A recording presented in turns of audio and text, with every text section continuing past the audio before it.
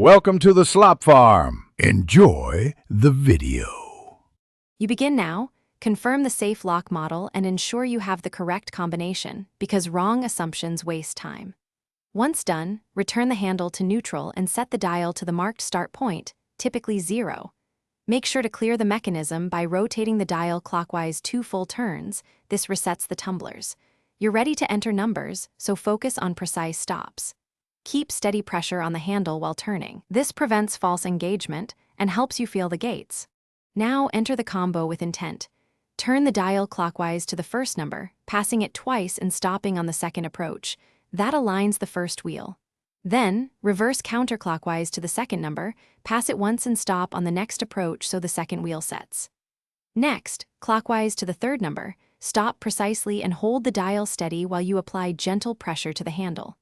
You'll feel a give when the bolt clears. If not, recheck your approaches and repeat slowly. Finish by pulling the handle steadily once the third number is set. Open the door without jerking because sudden force can jam the bolt. If the handle resists, stop and repeat the sequence more slowly. Most errors are timing or missed passes. Make sure the dial and spindle are clear of debris and that you maintain consistent pressure.